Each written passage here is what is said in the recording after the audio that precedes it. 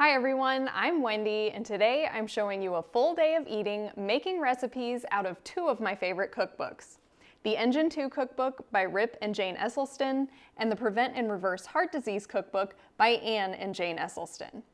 My family uses these cookbooks all the time, but today I'll be making recipes that I haven't tried yet. For breakfast, I'm starting with Dr. Esselstyn's Go-To Breakfast. This very simple recipe can be found on page 42 of the Prevent and Reverse Heart Disease Cookbook. In interviews and presentations, he's often talked about his typical breakfast that he eats every morning. It's basically eating rolled oats like cold cereal, along with banana and tons of fresh berries.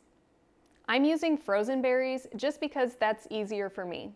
I also added a few raisins and a little bit of my homemade granola, chia and flax seeds, and I'm using oat milk today. I love oats in any form, but I don't think I've ever eaten it as a cold cereal, so I'm not really sure how well I'll like this. I suppose it's basically the same as refrigerator overnight oats, just without the overnight soak. And I do like overnight oats, so we'll see how this compares. Normally, I also have a smoothie with my breakfast, but today, in honor of Dr. Esselstyn, I'll be having some steamed greens. Dr. Esselstyn usually recommends avoiding smoothies and that it's better to chew your greens than blend them up. He explains that when chewed, the nitrates in the leafy greens are converted by bacteria in the mouth into nitrites, which then is converted in the stomach to the nitric oxide that helps to relax blood vessels, keeping your endothelium, or the lining of the vessels, healthy. This is also why he recommends eating leafy greens 6 times a day for his heart disease patients, to provide them a constant stream of nitric oxide. While I won't be eating my greens 6 times today, I will be having 1 serving with my breakfast this morning.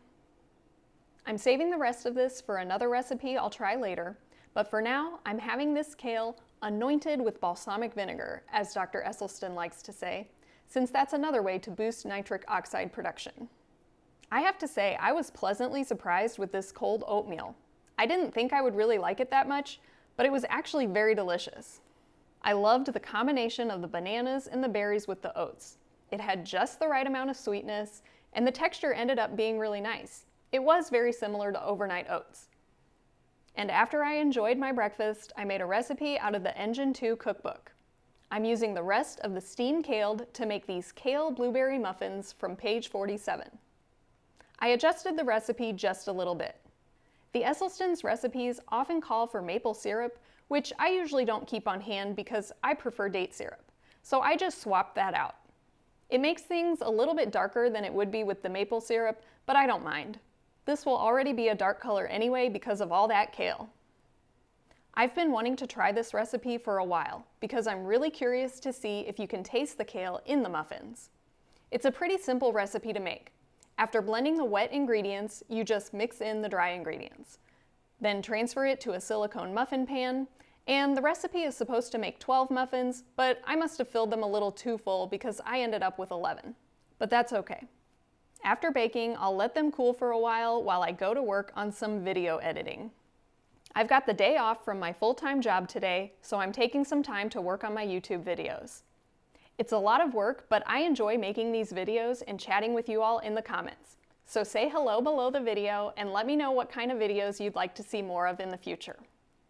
After that, I headed back to the kitchen to make another recipe out of the Engine 2 cookbook. This one is called Deserted Island Soba Noodle Bowl on page 191. I boiled some buckwheat and brown rice soba noodles, and while that was cooking, I chopped up the fruits and veggies for the dish, including cucumber, pepper, green onions, mango, carrots, and avocado. Once again, I adjusted the recipe a little bit. Since I eat a very low sodium diet, the amount of tamari the recipe calls for is way higher than I'm used to, so I only used 1/3 of the amount. And once again, I swapped the maple syrup for date syrup and cut that amount in half. The sauce also has some rice vinegar and ginger, and since I cut down on the tamari and syrup, I added a little bit of water to make up the same volume of sauce. After rinsing the noodles, I tossed everything together and set this in the fridge to chill until I was ready to eat. The muffins were cool by this point, so I popped those out of the muffin pan, and I'll save that to eat with lunch as well. After that, I cleaned up the kitchen and prepped the veggies for my dinner, which I'll show you later. But for now, I'm enjoying this gorgeous lunch. The soba noodle bowl was quite tasty. It's so light and fresh, and even by cutting the tamari to only a third of the amount, it was still almost too salty for me, but it was really good. I ate almost half of the entire recipe, which is supposed to serve 4. If I was making this for my family, I definitely would have had to double the recipe.